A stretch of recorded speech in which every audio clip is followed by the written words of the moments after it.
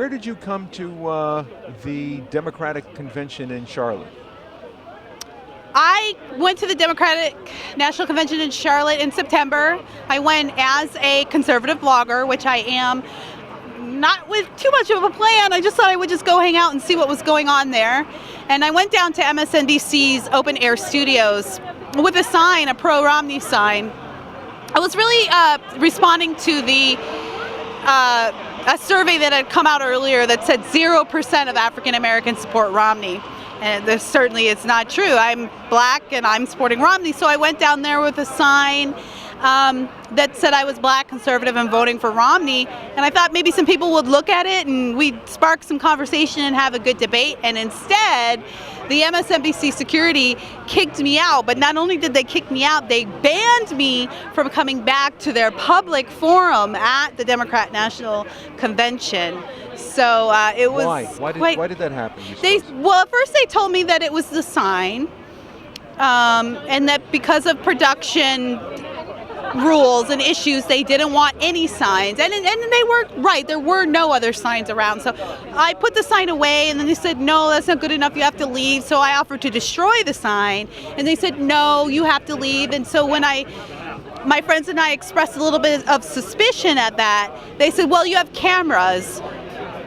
But everybody had cameras there because it was the DNC and all the tourists were there and they were all watching Chris Matthews. So we started to say, well, this is suspicious. We think that you're targeting my friend, because of her race and because she's not towing the party line, the MSNBC line. And they said, no, but you're banned for life. They eventually brought Secret Service in to escort us out of the premises and told us we were not allowed back in at all. So how did that feel to you? At first it was entertaining. I thought it was kind of funny that the network that bills itself as standing up for tolerance, they're always standing up to those evil conservative Republicans who use secret racist code words like basketball and Chicago and PGA golf.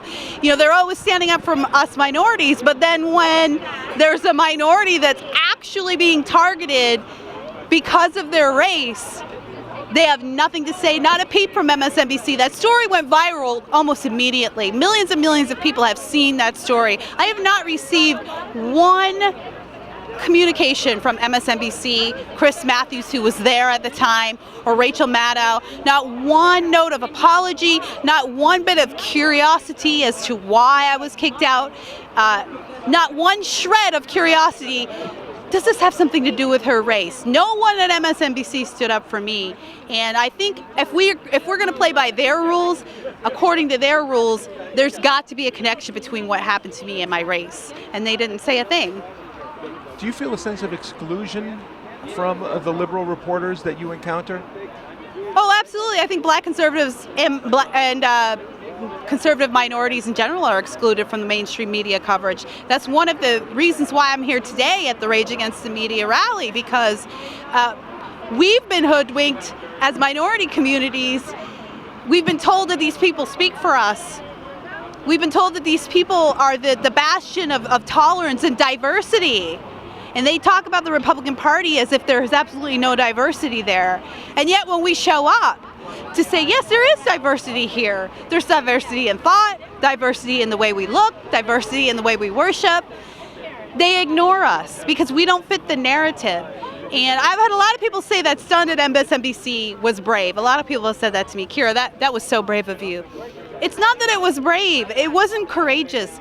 I just have an incessant need to be heard. And I don't like it when people tell me that I don't exist. And MSNBC has been telling me and the thousands of Americans like me across America, you don't exist. What you think doesn't count because you don't think the right things. Is that diversity? Is that tolerance? Is that and yet we're going to get our news from these people? We're going to trust these people to inform us about what's happening in America? I don't think so. So where can people follow you now? You can find me at my blog, KiraDavis.net.